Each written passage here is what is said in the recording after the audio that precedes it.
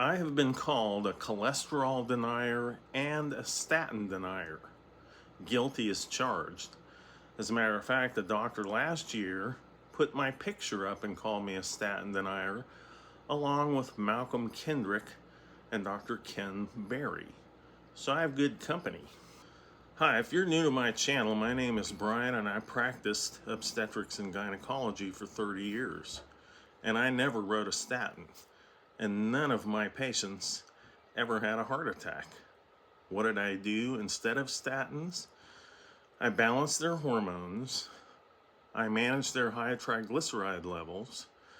I helped them manage chronically elevated insulin levels, and I reduced their inflammation. Those are the things that I think lead to heart disease and heart attack death.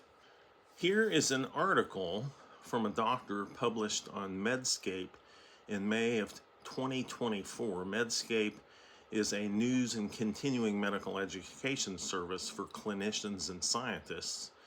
And the name of the article is Cholesterol Denialism is a Pseudoscience.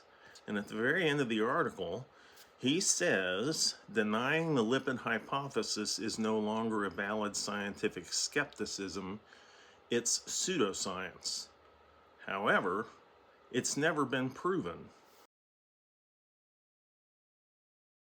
We've been arguing about the cholesterol heart hypothesis for 60 years. What was interesting to me was the comments in this article from other physicians. First comment, wow, as a neuroscientist, I find the tone and deductions in this article to be unprofessional and biased. Scientific debate is not advanced by citing data that support your argument. That's called confirmation bias. She goes on to say, is it truly improbable that a drug that affects lipids might have an effect on the brain? Lipids are integral to neuronal action, and myelin is essentially lipid. Next comment.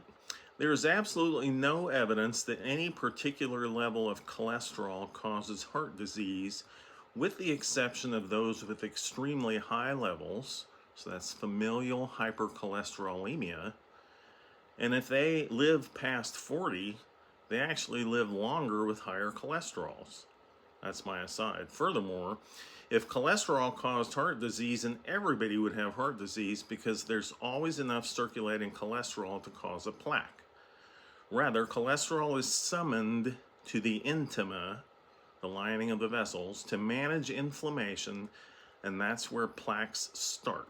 From a pharmacist, I'd bet half the doctors or advanced providers were totally unaware of the inherent dangers of polypharmacy driven by too many cooks, MDs, in the kitchen of the patient. From another, nice job, gaslighting. Cholesterol denialism is a pseudoscience? Yep, gaslighting. From another physician, there is plenty of room for people who think there must be a better preventive treatment for atherosclerotic cardiovascular disease treatment than statins and lowering cholesterol concentrations, people who the author might call cholesterol deniers. It's called science, not pseudoscience. This article is more pharma advertising than real science. Here's a study demonstrating that eating an apple a day had the same effect in lowering cholesterol without the side effects of statins. And then a combination from two doctors. Cholesterol is the repair mechanism to arterial inflammation and metabolic insult, mostly from the food pyramid and vegetable oils.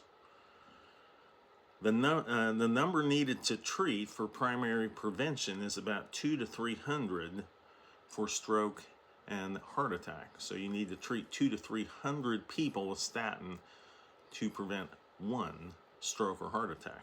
Secondary prevention number needed to treat is about 40.